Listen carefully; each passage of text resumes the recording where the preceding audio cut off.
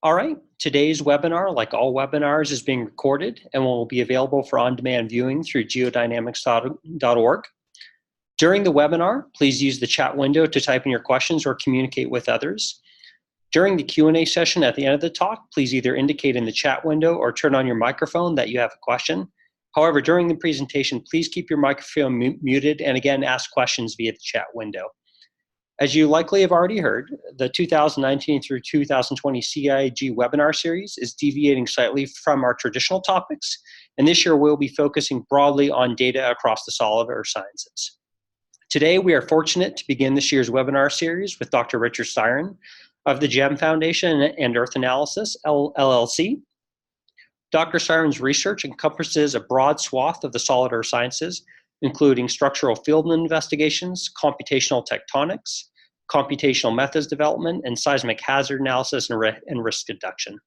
Today, Dr. Styron will be discussing the GEM Global Active Fault Database and Global Seismic Hazard Map, and ideas for how these datasets can be integrated into geodynamic modeling efforts. And with that, Richard, the screen is all yours. Okay, thank you, John, and thanks everyone for attending. And I'd also like to thank my collaborators on the GEM Foundation, primarily Marco Pagani, who's worked with me quite a bit on assembling the active fault database and has led the Global Seismic Hazard Map development.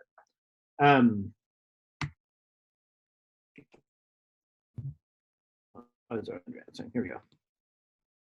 Okay.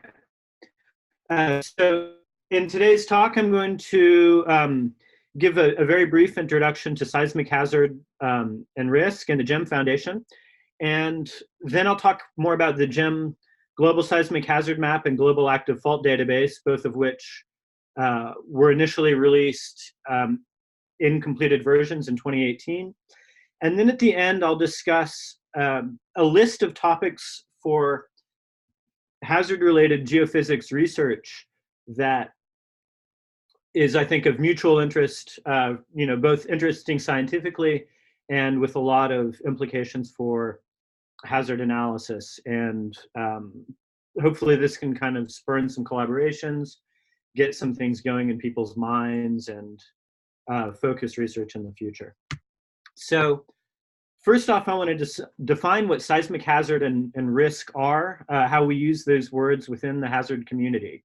So seismic hazard is not necessarily the likelihood of earthquakes occurring, like many of us in tectonics think. We use the word hazard as the likelihood of an event occurring, and that event is usually a seismic ground motion, such as peak ground acceleration. And the probabilities that we express seismic hazard in are the probabilities of observing ground motions at or above some value at a defined site over a defined time interval. And therefore, the seismic hazard is the combination both of earthquake occurrence, including the probabilities of each earthquake occurring, the distance from the site, the magnitude of the earthquake, etc., as well as the ground motions that are generated by this earthquake. So there's two major groups of factors here. And probabilistic seismic hazard analysis is a method that considers all of the reasonably possible earthquakes within a somewhat large area around a site or over a very large region, and assigns probabilities to each of the earthquakes that can happen, and calculates ground motions from all those earthquakes and integrates it all in order to get the probabilities of ground shaking everywhere in the study area. And seismic risk then is the product of the consequences of ground motions times the probabilities of those ground motions occurring. And so it can be a probabilistic thing as well, with analysis that's very similar to the probabilistic seismic hazard analysis. It can also be a deterministic analysis where we use scenario events to kind of probe what would happen in high resolution given certain events. The USGS and state of California have been doing a lot of this recently on the Hayward Fault, with public involvement. So both of them are kind of alternate methods for investigating hazard and risk analysis. earthquake losses are the major motivator for our work, and they're quite large. So according to data from Wikipedia, there's about 1.6 million earthquake deaths since 1900. And these grow with time as populations grow, and populations grow extremely fast in a lot of the affected areas, such as Southeast Asia. And so we can expect, greater losses in the future. Economic losses are also quite large. There's been $660 billion of losses in the 1998 to 2017 period. And again, these could continue to grow. There's a lot of earthquakes that we worry about happening that haven't happened yet. And as society develops, more and more people and more dollars are at risk. So the GEM Foundation is set up to kind of address this. And so GEM stands for the Global Earthquake Model. And it's a small nonprofit that's based in Pavia, Italy. It's set up as a public-private partnership. So we have a range of sponsors, as well as kind of project collaborators that come mostly from governments. For example, Geoscience Australia, or the US Agency for International Development, or we work with smaller organizations such as the Philippine Institute for Volcanology and Geology. And then we have a lot of sponsorship and support from private industry, dominantly engineering and insurance firms, that use our data and our results in their work, but also want to kind of contribute to this public organization that GEM is to really work to mitigate disaster risk. And so we have about 25 people on staff. This varies a little bit through time, of course. A good portion of them are engineers who study buildings and how buildings respond to earthquakes. We've got 5 or 6 geoscientists, seismologists, and geophysicists, and then me as a geologist. We have a very good group of programmers who primarily write OpenQuake, which is our software, and then do some other tasks with database management and web interfaces and stuff, and then, of course, staff. And it's a very international group, which is really fun. There's people from all over the world, and we're very tight-knit. We are very focused on earthquake risk reduction, primarily through better hazard and risk estimation. And so this involves data collection, hazard and risk modeling, software development. We're not a research institution. I think at the outset, a lot of people in geoscience thought we were going to be kind of a competitor to universities, but we're much more complementary. So research is important to us. There's a lot of work that needs to be done, but for us, it's secondary to the implementation of earthquake hazard and risk models. And so we want to work closely with governments to better prepare for earthquakes and ensure better policies, better building codes, emergency management strategies, and these sort of things. And that's more important to us than simply just writing papers. So at GEM, we produce a variety of data sets. Some of these are earth science data sets, like I'll be talking about today, such as the Global Active Faults database. We've also worked with organizations in the past to make seismic catalogs. We worked with Cornet Creamer to produce an updated version of his global strain rate models. We also produce a lot of data sets that are not earth science data sets, but population data sets and engineering data sets. So these are data sets of building inventories by census tract level throughout the world, and data sets of what we call vulnerability functions that basically model how different categories of buildings respond to ground shaking at different levels.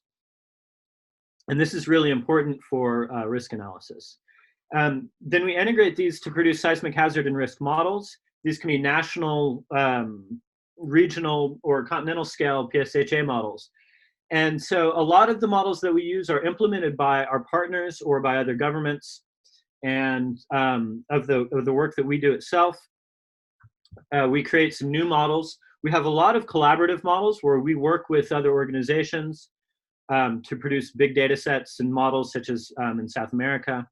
And in some cases, we'll re-implement models that are taken from the literature or from organizations that have publicly made their models available, but are for other software.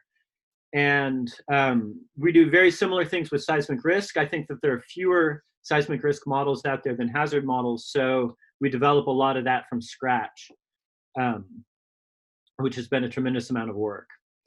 And so these data and models are used by various stakeholders in their own work on hazard estimation, risk estimation, and loss mitigation. We also put a lot of work into open source software development, and our flagship product is called OpenQuake, and it's a Python-based high-performance probabilistic seismic hazard and risk engine, and it can do a lot of stuff. It's really great. It's available on GitHub at the address that you see here. And development's really rapid, and if you're interested in this sort of thing, I'd highly recommend checking it out and contributing if you're interested in that as well. With that in mind, we are hiring. So we're looking for a hazard modeler at the postdoc level, or potentially a kind of postmaster's level for someone who is really good and maybe has some job experience. We really want someone to work on scientific programming and implementing new hazard models and methods. And so a good scientific background or scientific programming background is necessary. And we also want someone with a great understanding of seismology, tectonics. PSHA would be a plus, but many of us started without that knowledge and we've built it up while we've been there. You know, someone who's interested in statistics and that sort of thing is helpful also. It's a really fun work environment. We've got a great team. The work we do is really high impact and is challenging and fun. And Pavia is just a lovely place to live. It's a little Italian college town located outside of Milan. You know, the food is excellent. The quality of life is excellent. And I think especially coming from America, it's like a really cool change. So email jobs_hazard@globalquakemodel.org if you're interested in that. Okay, now I'm going to talk about the Global Seismic Hazard Model for a little bit. So this is our primary kind of flagship hazard product that we've been working on over the past decade. And it's kind of by necessity, it's a compilation or a mosaic of 30 constituent models that are taken from throughout the world, and I'll show those in just a second. All of the models are implemented in originally or converted to the OpenQuake format, and we run all of them on our clusters at GEM quite regularly to make sure that the results are synchronized and we're using the most up-to-date software, and we can propagate any changes very quickly. This mosaic approach allows us to update models or receive updates by others on a model per model basis. And so we can do incremental improvements of different areas. We can implement with new methodologies, et cetera, and then be able to quickly and easily reintegrate this into the global product. And that's a different approach that's been taken in the past, where you had a lot of experts who sat down in a closed door room for a long time and hammered out, one map that was basically a fixed product and is done until you get everyone back in that room. So we're aiming for a different approach, a more 21st century approach here. So here are the geographic distribution of hazard models. Colors are just distinguished from neighboring models. They're not indicative of anything. And you can see that some of them are very large, up to the entire continent of South America, down to the smallest models, which are like Taiwan probably. So there's a huge range of variability here. There's also, of course, a big range in tectonic activity.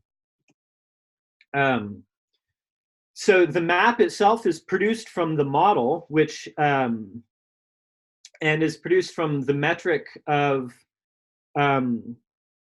peak ground acceleration at or above what we call the 10% probability of exceedance in 50 years. So if you took all of the ground motions you'd see in 50 years, we'd say there's some level that of ground acceleration that there's a 10% chance of seeing this much acceleration or higher. and we kind of map that quantity over the globe at a uniform grid of, I think, about a 10-kilometer spacing. The Mosaic or the hazard model relies on 3.5 million hazard sources globally, and they produce 1.8 billion distinct ruptures. So these are individual earthquakes. And then there are 90 ground motion prediction equations that are used throughout the models. These are not all used everywhere. Each region often will have its own set that they use. And so this is what it looks like, and it's kind of as you'd expect. The highest areas of hazard are in active origins along the Pacific Rim and the Alpine Himalayan belt. But there's also a lot of high hazard, often kind of locally or in a patchwork fashion, in areas of low strain rates, such as the New Madrid region in the central US, and in peninsular India, where earthquakes are not necessarily that common, but the attenuation of seismic energy in the crust is very low because the crust is cold and thick, and so the waves can pass very easily. And so the ground shaking is really high, even though the earthquake rate itself may be pretty low. And so a nice huge PDF or PNG of this that's printable in poster size is downloadable for free here at globalquakemodel.org/GEM. And there's also a lot of documentation and information on the specific models that you can look at, and kind of browsable information on seismic risk as well. So now we're going to talk about the Global Active Faults Database, or the GAF-DB, in the hard to pronounce acronym. And so this is what I've been working on the past several years. And it is what it sounds like. It's a collection of active fault traces from all over the globe. It itself is also a mosaic of 19 regional data sets with a few thematic data sets as well, such as Peter Bird's Global Plate Boundary data set. And it's the first active fault database that has, more or less global coverage. There are 13,500 faults in the harmonized database. And of those, 10,500 of them have some slip rate information, so about 77%, which is quite good coverage. Obviously, some areas are better documented than others, but in general, it's a pretty complete data set. It is also evolving, it's dynamic, and it's built programmatically. And so this lets us modify data sets on the individual data set level, switch data sets out if a better one becomes published, etc., and then rebuild the whole thing very easily and distribute those results very quickly. And the mapping style of the faults and the fault attributes or metadata are really geared towards hazard assessment, and they're designed to be very compact. So we don't have more information than necessary, which has been an impediment to dissemination of this type of data in the past. So the whole global fault database is under 25 megabytes in most formats, so you can email it. It's really easy to download it. You don't have to worry about it taking up a bunch of space on your hard drive. And that's been a big priority for us. So it's available on GitHub. The most recent up-to-date version is. There's the URL on the bottom. So I'll let you write that down real quick. Okay, so here are the sources that the faults come from. They are produced by a wide variety of some of them are produced by academics who are interested possibly in tectonics or the tectonic evolution of some area. Some of them are explicitly focused on seismic hazard. Many of them were produced by governments or governmental kind of collaborations, often with academics, to make regional fault databases, particularly for seismic hazard assessment. So a lot of Europe and the Middle East and South America was mapped by these international collaborations.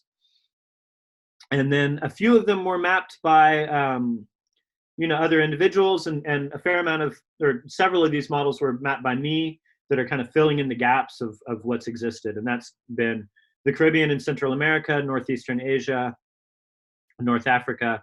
And I'm in the process of mapping the East African Rift. That'll hopefully be done in the next 6 months or so. So here are a table of all the fault attributes that we have. Again, these are meant to be a fairly compact representation of the information that's dominantly useful for hazard modeling. They describe the geometry of faults, the kinematics, the slip rates, uncertainty. And so there's two styles of representation of uncertainty.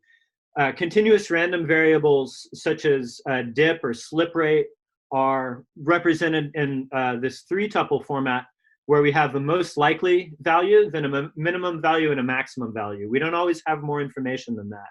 So we can't always say this is one standard deviation or something like that. That is usually completely dependent on the source, so we get that information and not always documented. In other instances, we have categorical variables that represent just a general level of uncertainty. So, do we know this fault is active, or is it possibly not active? That sort of thing. And then there's other information that tells us just a little bit more about the fault and about where we got the fault information from. So this, the name of the fault, or the fault segment, the fault system, what paper it was found in, what catalog it's in, that sort of thing. Fault map style is a topic that is very important and has garnered a fair amount of attention, although I don't think it's really been assessed in a kind of scientific way. But as mappers, we map with a purpose, and the style of map reflects that purpose. And so for hazard modeling, we want to take fault traces and turn those directly into three-dimensional faults that are used as sources for earthquakes in a probabilistic seismic hazard analysis. And so that necessitates a different style of mapping than active kind of fault scarp or surface deformation mapping, like has been canonically represented by the USGS Q-faults database, where every little scarplet is mapped and there's no effort made at continuity of fault traces that we would expect throughout the bedrock. That style of mapping is very important for things like fault displacement hazard and just understanding the pattern of surface deformation on Earth. But it's very hard to translate these small discontinuous structures into a hazard model. So we go with the style of faulting mapped on the right when at all possible. And I think at this point, everywhere in the database has this style of mapping. In this case, traces are much longer, and the maximum fault area derived from the fault traces represents the largest earthquakes we would expect to see on that fault. So there's some issues of what's an independent seismic source with Kaikoura and all that, but at some point you just have to go past that and come back and address the rare issues later. So just as a little kind of statistical representation of this data that's fairly interesting, here I've broken up the faults into continental faults, which are mostly distributed deformation, and oceanic faults, which are mostly plate boundaries. And continental plate boundaries, I think, are included in the continental data set here, so like the main Himalayan thrust. So there's a much bigger range of fault lengths and slip rates within continental faults than there are within the oceanic plate boundaries. And but there doesn't seem to be a huge correspondence of the type of faulting, which are shown in the different colors, with any of these statistics, which is also interesting.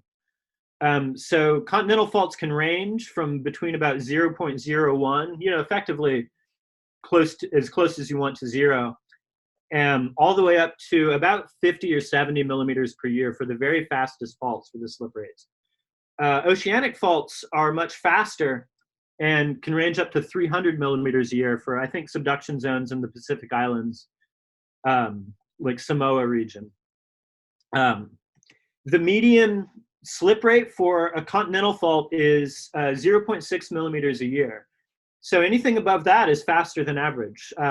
You know, people who work at plate boundaries and high strain rate regions think of a fault slipping at a millimeter a year as being pretty slow, but on the kind of, from a global perspective, it's actually pretty fast, and that fault represents a pretty serious earthquake hazard. Oceanic plate boundary faults are very different. The median plate boundary fault slips at 30 millimeters per year, which is like the 99th percentile for continental faults. So there's a huge range of what we see there. The Global Active Faults database is assembled programmatically from the constituent data sets. So I keep them all in a folder. I load them all, and with a Python script, select the columns that I want from each of them, translate them, and parse them into the proper format, and then write out the final file. There's some quality checking here too, to make sure, it's not to make sure that a slip rate isn't higher than we think or something, it's to make sure that the slip rate is a number and not, you know, the word reverse. If, you know, so it's kind of like a data check in that sense. This process takes about a minute, and I can do it each time a fault database is updated or we've switched out some faults or whatever. And there's no changes to the underlying data. And so it's repeatable. We can test different approaches. It's transparent, etc. Finally, there's a harmonization step. And so different fault catalogs weren't all made by the same organizations. And so there's a lot of overlaps between the catalogs. And these are spatial overlaps.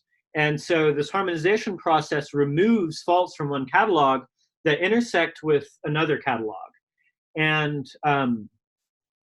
so this removal is happens through a kind of priority ranking that's done at the data set level. So we'll say this catalog we view as a more useful or more suitable catalog than another catalog, and therefore, in case of conflicts, we'll always take the faults from the more suitable catalog. Depending on the style of intersection, there's a couple different approaches. So sometimes there'll only be a couple faults in the data sets that'll cross, and otherwise they're fine. They link up pretty well. And in that case, we'll kind of look for fault by fault crosses and remove individual fault traces. In other cases, there's just too much duplication, too much overlap, and we'll remove all of the faults from one database that cross into a convex hole around the other database. And so this is also done through a script, so it's repeatable, it's automated, there's no modifications to the data or catalogs. If we want to change the priority system, we can do that. You know, if we want to make any changes, we can do that, and it's easy. So the fault database itself is a vector GIS database. The fault traces are polylines, and there's one feature per fault, which is one row in a database. And so there are no multi-line fault types. And so this allows us to consider that each fault can represent an independent seismic source. We can calculate the length of the fault area, et cetera, and which you can't necessarily do when you have lots of separate traces. And then the metadata for each fault are GIS attributes. We view the GeoJSON format, which is a plain text vector GIS format, as the version of record. It's the primary format for mapping geospatial data on the web. It's used natively by QGIS and Python. I think ArcGIS is hopefully eventually going to come around to it. We don't have access to Arc, so I don't actually know. And then, you know, after the data processing steps, we'll save it in other formats for other people's, or, you know, other types of uses. So we have the geo package, which is a SQLite format, Esri shapefile, GMT, KML for Google Earth, etc. So those are all there, but they're all generated from the GeoJSON format. The GeoJSON format is also really nice on GitHub, because using Git, we can track changes at the line level in the text file, which is an individual fault. So we can track changes for each fault through time, through version control. And so that's really handy. And so I hope using Git and incorporate contributions from different people, which is yet to happen, but hopefully in the future. And you can follow software development best practices. Make pull requests. We can fork things if we want to change how certain things are done, etc. And again, we can disseminate it through GitHub. So it's very easy for us to publish changes and for users to always have access to the latest versions. So I'm going to show really quickly some of the databases that we have mapped at GEM, which has basically been me. So this is the Central American Caribbean region. And so we've mapped all of this with the exception of South America, which was done as part of a previous GEM-led initiative in South America, headed by Carlos Costa. So the Central American Caribbean database has about 275 faults from the Lesser Antilles, the Greater Antilles, and Central America. I've got a paper in Natural Hazards and Earth System Sciences. That's the draft paper is publicly available, so you can go there and download all that data, read the paper if you want, make snide remarks.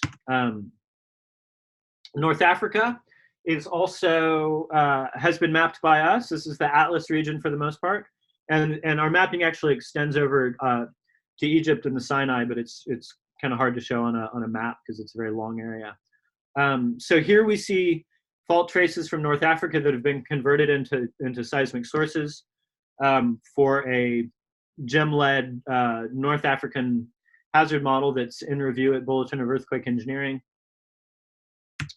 I've made a Northeastern Asia database as well that stretches from Kazakhstan and China through Mongolia and Russia all the way up to the Arctic Ocean and Kamchatka and the Bering Sea. And all of these databases are on GitHub. I should have put the links, but you can, if you're interested in them, you can just email me or just Google them. Okay, so those are the questions, and I can and so, or excuse me, those are the kind of GEM product topics, and then we'll move along to some topics of mutual interest between the geophysics community or geodynamics community and hazard modelers. So I'm just gonna move quickly through a lot of different topics that are things that we worry about or think about, that as a non-research institution, we don't really have the resources to invest in researching, but we still think they're really important and interesting. If you want to work on this stuff, email me, please, richard.styron@globalquickmodel.org. We have a huge amount of resources that we can put towards this stuff, maybe or maybe not a lot of time, but definitely can help kind of find some avenues for collaboration.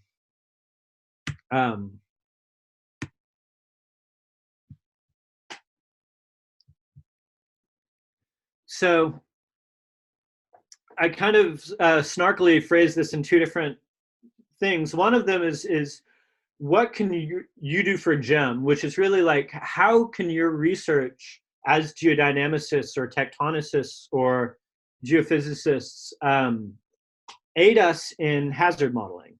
So, and aid other people too, not only GEM. I don't want it to actually be as self-centered as the snarky title suggests, but basically probabilistic seismic hazard analysis is built on a lot of different scientific components. The whole framework is reasonable, despite what a couple haters write on the internet every once in a while. And for the most part, it works. But all of the components are still works in progress, and there's scientific uncertainty behind all of these. And so the more we can refine any aspect of this, the better our hazard estimations will be. All aspects of earthquake processes will produce kind of different patterns of seismicity or different ground motions, and therefore they have hazard and risk implications. And so we can model a lot of this stuff, with the aid of the people who work on the phenomena themselves. We can build basically earthquake data sets, synthetically, that would result from different assumptions about earthquake processes. And from there, we can make hazard and risk models. We can quantify the human aspects of a lot of these geophysical phenomena that are up for debate. And, and so this collaboration can both focus earthquake research for people who want their work to be impactful.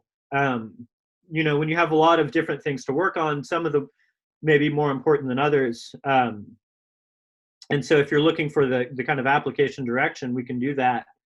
And, again, it increases the accuracy of hazard and risk models, and therefore it allows us to better work to mitigate earthquake risk and save lives, save money, allow people to spend money on, building schools instead of, pulling bodies out of schools. It was kind of maybe a little morbid, but also true.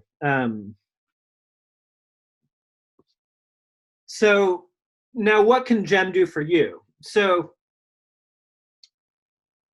areas of improvement for seismic hazard assessment are generally scientifically uncertain.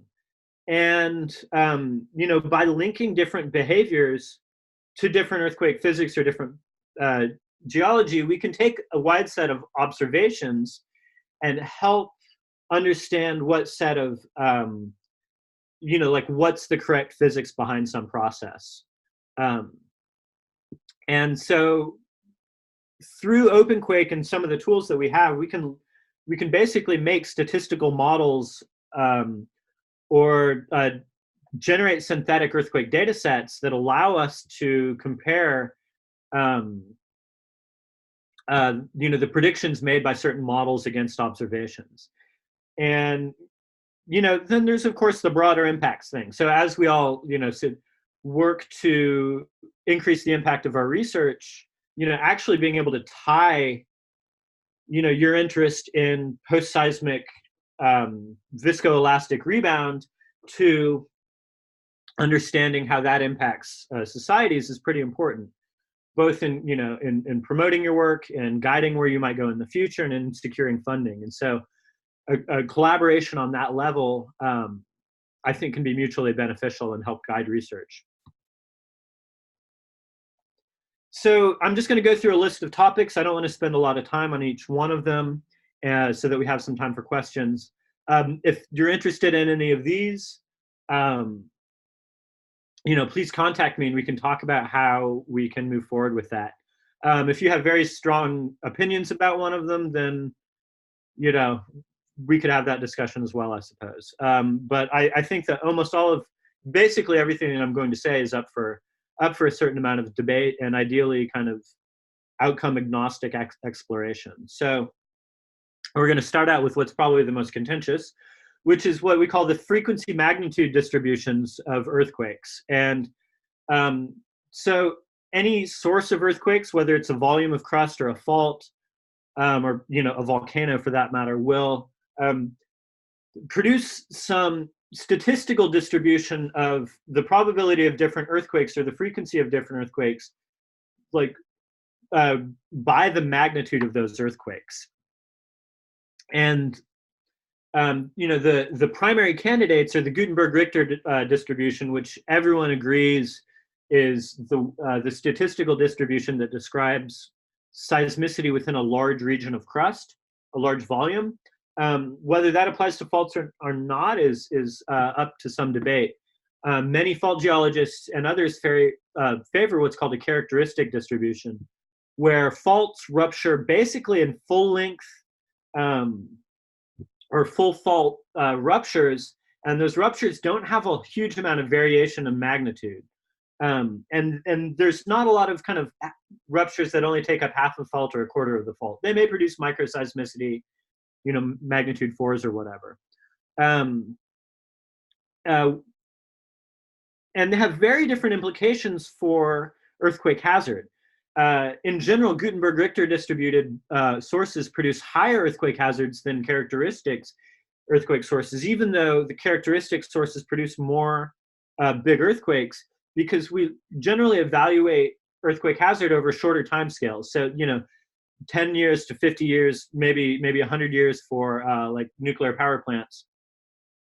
And your average fault is not going to produce a magnitude 8 every 100 years or 50 years. It might be every 500 years for a big fault, producing a 7.5. But with the Gutenberg Richter, that fault will produce a whole lot of magnitude 6s that may be shallow and may be very locally damaging. So there's a lot of debate here. In general, statistical analysis of paleoseismology weakly supports characteristic type magnitude frequency distributions. Statistical seismologists who deal a lot more with earthquake catalogs that of course come from a volume of crust favor Gutenberg Richter. I think there are also kind of mathematical properties of the Gutenberg Richter that are fractal based and appealing to a lot of statistical seismologists and easy to work with. People who make fault modeling, earthquake rupture numerical models often produce characteristic type earthquakes, but I think this is mostly on purpose. If you build a fault and you want an earthquake on it, you want the fault to rupture across the fault, or the earthquake to rupture across the full fault. I don't know. There's less investigation into what can cause different kinds of earthquakes. Of course, there are some. And so understanding what the controlling parameters for this would be really important. And from the perspective of a lot of people who've worked in different regions of the Earth, we don't think that one thing has to be correct everywhere. And so if we don't have one MFD that works the best everywhere, then we need to know where we can apply different MFDs. What characteristics of faults can we look for that can help us make this discrimination when we're building a hazard model? And that kind of same viewpoint, I think, permeates everything that I'm going to talk about from here on out. So the next is that's somewhat linked is earthquake recurrence or time dependence. So hazard models are usually based on a time-independent framework, which is Poissonian statistics, where the hazard doesn't depend on the time since the last event. And so this is really easy to set up because you don't need to know a whole lot about earthquakes other than their mean rate of occurrence. And so it's computationally easy and good when you don't have a lot of data. However, quasi-periodic earthquakes are really, implicitly and explicitly common in our mindsets. They're pretty thoroughly embedded. And a lot of this comes from elastic rebound, which is, foundational hypothesis to earth science. And, in a naive or natural interpretation of that leads to quasi-periodic earthquakes. And again, statistical seismologists often favor time independence. Paleoseismologists favor time dependence. So there's a range of interpretations that are possible. And within time dependent models, there's also a huge amount of models to choose from that require different numbers of parameters that may be hard to estimate. And they have pretty different predictions, especially once you get out past 1 or 2 mean recurrence times. So the hazard implications are pretty important for this as well. Earthquake clustering is another big topic. So on the left here, or on the right, we've got some earthquakes from the Puget Sound region of Washington, kind of stacked by the time in which they occurred from Oxcal modeling. And we can see that there's some periods where there are a lot of earthquakes, 7 or 8 earthquakes within 50 years on multiple different faults. And so, this is an example of what we see all over the world, particularly in continental environments where we have a lot of observations of earthquake clustering. And this may be a global phenomenon as well. There's some weak statistical evidence for that that's harder to address. And so generally we assume that this is from fault interaction, stress-strain triggering, of which the Coulomb stress change models from the late 20th century are the most influential. And there's, every reason to think that plays some role. There's also room for discussion about changing boundary or loading conditions within a region itself. So all the faults may be responding to an external stimulus and all having earthquakes, and it's not necessarily caused by endogenous factors. And both could operate. So fault interaction is makes hazard modeling complicated, but also, you know, kind of a fun mathematical and programming problem to deal with. So if faults interact, then, you know, modeling is complicated. If faults are independent, you know, we can consider the probabilities to be independent, and it's very simple to deal with. But if they're dependent on each other, and you have 50 faults in some area, then you have to have a huge probability distribution function for all of, you know, for the different faults that incorporates all of this. Very highly multivariate, lots of state to keep track of. And so we have to start going, instead of classical, you know, numerical integration or symbolic integration, we have to start looking at Markov models or probabilistic graphical modeling techniques that are you know, used a lot in other statistical fields, and you know, do things like make hazard models from generating stochastic earthquake data sets. You know, there's a lot of room here to work with. Ned Field's done some great work in California with USURF, but there's not a lot of work outside of that. And his approach is great, but there's, you know, it's one of an infinite number. So there's a lot of room here for exploration for people who are a little bit more probabilistically minded and interested in exploration of a lot of mathematical techniques. You know, but we need to understand what are the different modes of fault interaction, what are the physics behind it, and what kind of statistical patterns of seismicity do they produce? What are the different modes of fault interaction, and apply about lithospheric properties and lithospheric behavior. You know, if viscoelastic properties are very important, you know, that says something about the lithosphere and where stresses are transmitted. So, slip rates are another big topic. How much do slip rates change? Why do they change? There's a huge suite of techniques for measuring slip rates, and a lot of people try to lump them into geodetic versus geological, but there's a lot of variation in geology, and they don't all, unfortunately, they don't measure the same measurables that or in processes as at an abstract level, or excuse me, kind of zoomed out level. It is all fault slip, with the exception perhaps of GPS. But you know, thermochronology is very different from paleoseismology, which is different from balanced cross-section reconstruction. So how much does it matter? And what's the best predictor of near future earthquake occurrence? Do we want to look at the last 1,000 years, or do we want to take a more like a longer term view? What do we do when we only have a 5 million year slip rate from thermochronology and no quaternary data? If we take a broader geographical view, you know, we want to consider deformation budgets. So these are better constrained geodetically, all the way out to the plate motion scale. And but we want to understand, so if you have lots of faults within some network that accommodate a relatively constant strain across an origin or a mountain range or something, we want to know, do the faults within that, you know, how is slip distributed among all those faults? And if the rate of slip on one fault goes up, does that mean another fault has to slip more slowly? Or do we have big reservoirs of crustal stress and strain that can absorb a lot of that slip? Would those reservoirs be kind of permanent, relatively aseismic plastic deformation, maybe producing magnitude 3s and stuff? Or is it all going to be released at some point? So all of the faults in an area might get a little quiet for a little while, but then they're going to come back and overcompensate. So these are, I think, really cool and really interesting questions that you need to be really synthetic in data collection and integration. You need to have paleoseismology, neotectonics, GPS, etc. And once you're there, we can really make better hazard models and really evaluate what to do when we don't have a slip rate on a fault, what to do when you have slip rates measured over different time intervals. So this is a cool area, and I think there's a lot to do here. Another area that's a hard nut to crack is seismicity regions.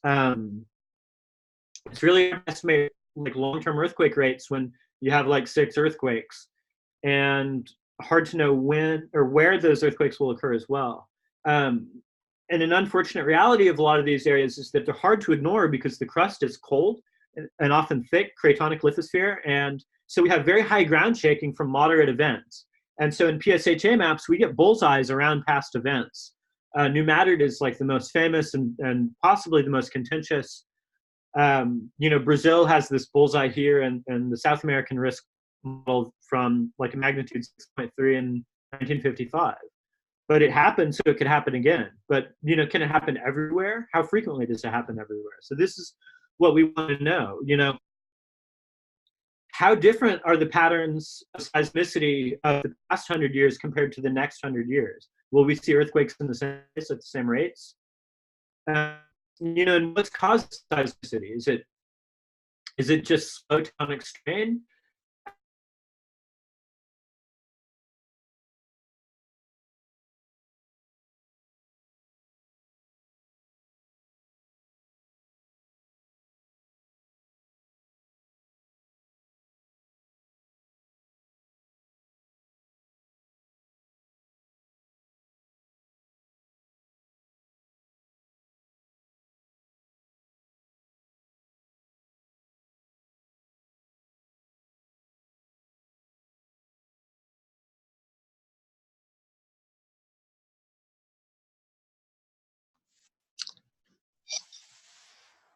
Hi. Hi, everyone. I think, unfortunately, Richard's audio went out. Hopefully, he'll be able to connect back in just a second. Sorry about that. Let's give him 1 second.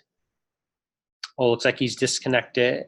It looks like his internet went out entirely. We'll give him 1 second to get back on. Sorry again about that, everyone.